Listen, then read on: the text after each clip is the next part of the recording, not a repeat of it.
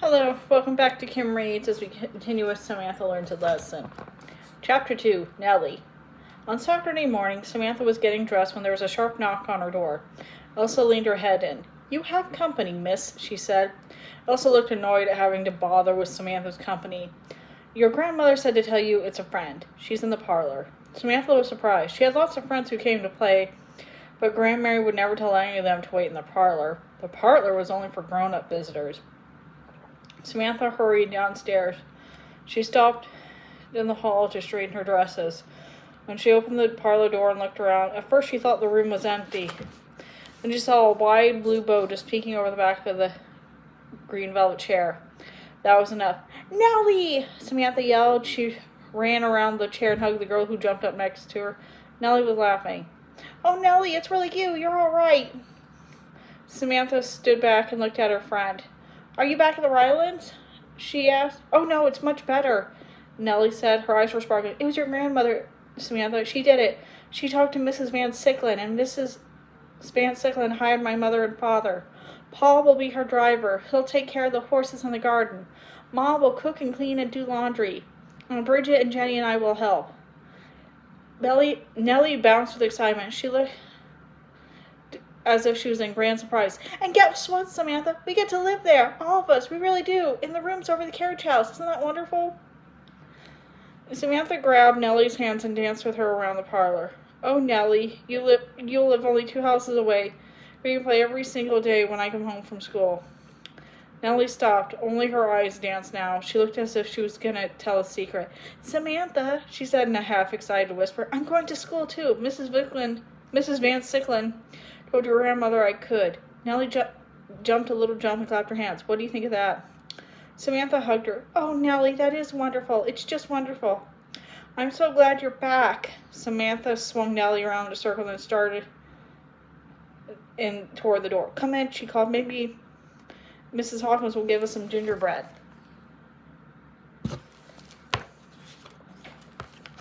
On Monday morning, Samantha led a strange parade down the hill, across Main Street, and into the Mount Bedford Public School. She walked tall and proud, dressed in her best gray dress. Nellie walked next to her, skipping little excited steps now and then. Jenny and Bridget, Nellie's little sisters, followed behind. Then Nellie each squeezed each other's hands and walked very quickly. Bridget was 7 and Jenny was 6. They would both start in 1st grade. They looked shy and scared as they tiptoed in the classroom. Then Samantha led Nellie to the 2nd grade classroom. Nellie would start here because she knew her letters and could read a little, even though she had never been to school before. In the dim hallway facing the tall oak door, Nellie looked frightened. She twisted her hand on the dress and looked to Samantha for help. "Everything will be fine, you'll see," Samantha said. "Remember, I'll meet you on the front steps when school's over." Nellie took a deep breath and stepped into her classroom. Samantha hurried out of the building and ran 2 blocks to Mrs. Crampton's. All day long, Samantha worried about Nellie.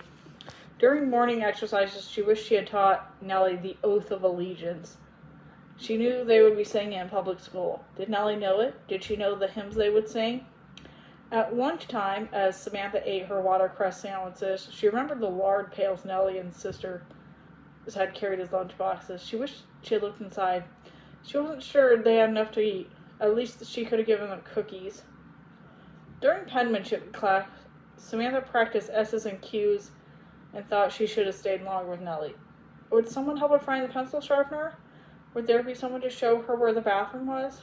By 3 o'clock, Samantha was almost bursting to know how Nellie had gotten along. She ran 2 blocks to the public school and then climbed the front steps 2 at a time.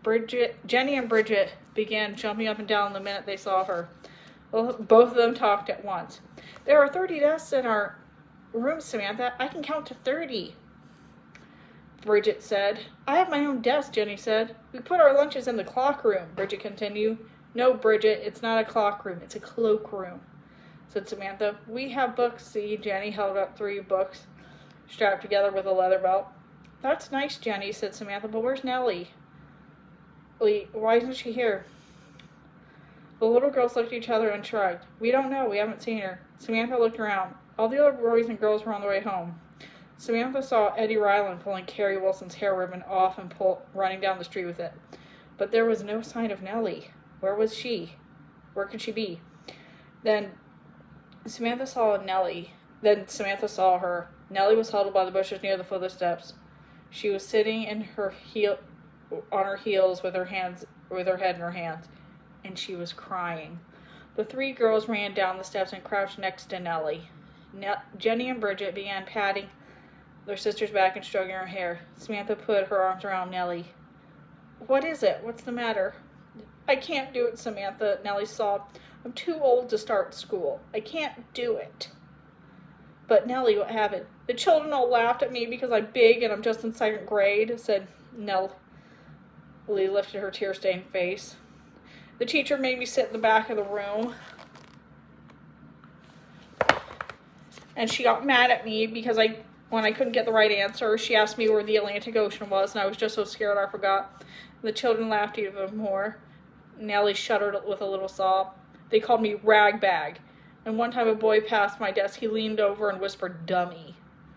Nellie hid her face in her lap again. Oh, Samantha, I can't go back tomorrow, she sobbed.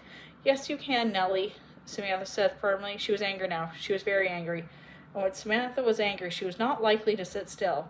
Nellie, do you know the way home by yourself? Samantha asked. Nellie nodded. Well, then you can take Jenny and Bridget home. I have to do something. Dry your eyes. It's going to be all right. I promise you it's going to be all right. Nellie rubbed her hand over her eyes and sniffed loudly. But when she got up and took her sister's hand and started home, Samantha marched back to Miss Crampton's academy. And that's the end of that chapter. See you later.